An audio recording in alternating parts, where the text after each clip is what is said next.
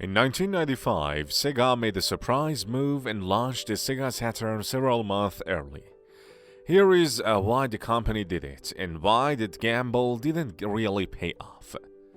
This is a console launch year, with both Sony and Microsoft getting ready to unleash cutting-edge gaming machines, and another round in the console wars. There has always been a healthy amount of back and forth when it comes to loyalists. The third generation of video game consoles was easily won by Nintendo. Though Sega's Master System technically had better graphics, the NES overwhelmed it with a huge library of games, including numerous all-time classics. The subsequent skirmish between the Super Nintendo and Sega Genesis was far less lopsided. Buoyed by the success of Sonic and uncensored Mortal Kombat, Sega's 16-bit console took gamers by storm and put Nintendo on the back foot. The fifth generation would have been an exciting one, with Nintendo pushing into 3D and Sony entering the fray. However, Sega was ready to pull one crazy gamble on May 11, 1995 that would shock the world, a surprise console release. Here is how it happened. New planets by the early 1990s, it was obvious that the current generation of consoles was aging out. Just as the Super NES and the Genesis had supplanted their 8-bit predecessors, a new wave of hardware would have to deliver bigger thrills, better graphics, and more immersive experiences. With all the major players investigating 3D graphics, it was clear this was going to be the future. PC gamers were already enjoying titles like Doom, and display tech was advancing at a rapid clip. The sprite-based 2D animation of the home console was seeming more and more dated. Sega already had a major lead over its competitors with the Model 1 circuit board, which is introduced to arcades in 1992. It and its successor, the Model 2, pumped out fast 3D graphics for titles like Virtua Fighter and Daytona USA. It was only logical that its next console, codenamed Saturn, would tap into the same technology. Unfortunately, not everybody at Sega was on the same page when it came to the future of games, resulting in some very strange decisions that would ultimately hurt the company in the long run.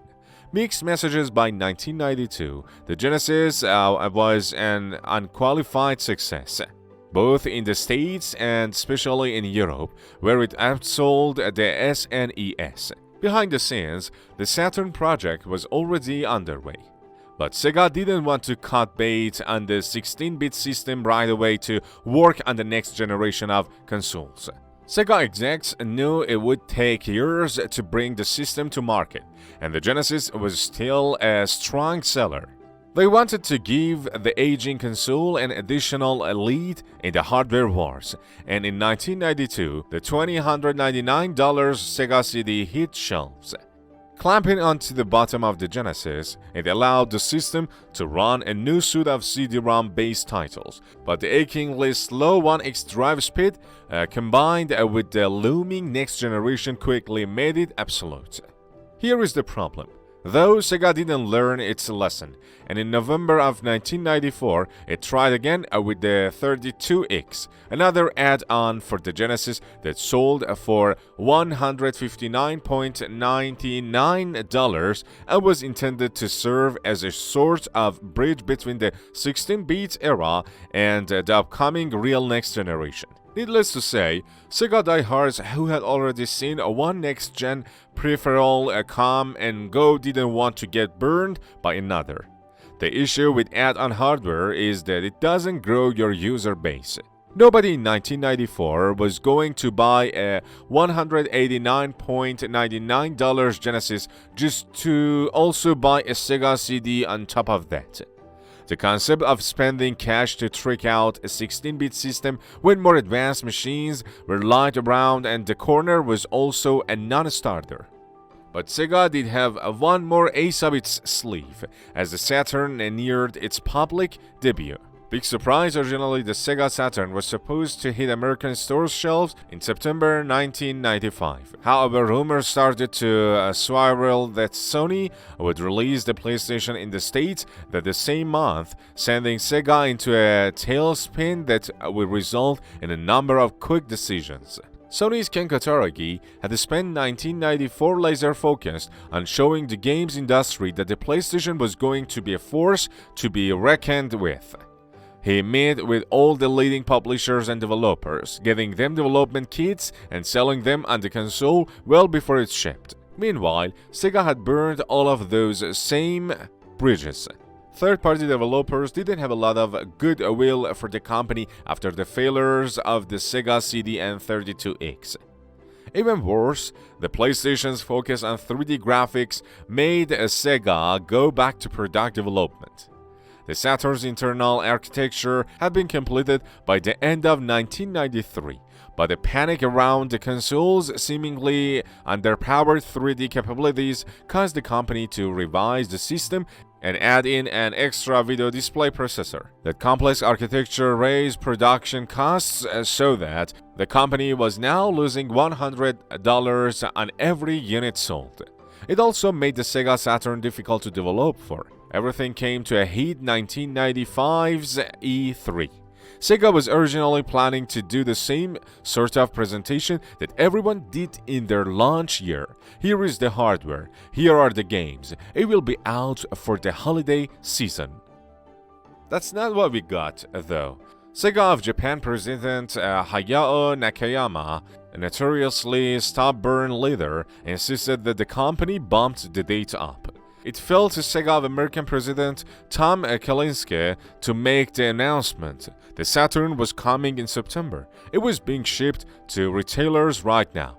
With a $399 sticker price, Sega's next-gen console would be on store shelves by the weekend, 4 months early. After the party in the beginning, the Saturn Gambit seemed like a winner. Sega now had the first major 5th-generation console on the market, with attractive launch games like Virtua Fighter and Panzer Dragoon showing off fast, smooth 3D gameplay.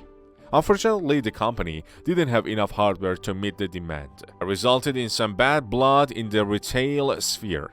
Stores like Toys R Us and Electronics Boutique got the console, but KB Toys and Best Buy didn't. And although the 5 games available at launch were all solid, releases dropped to a trickle shortly after, with only 3 more games between May and September.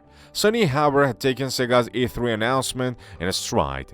At its console presentation, it sent head of development Steve Race to the stage for one of the shortest speeches in the history of the conference. Race took the microphone, said $299, and walked off. Its launch lineup of 10 games wasn't great, but the console was $100 less than the Saturn.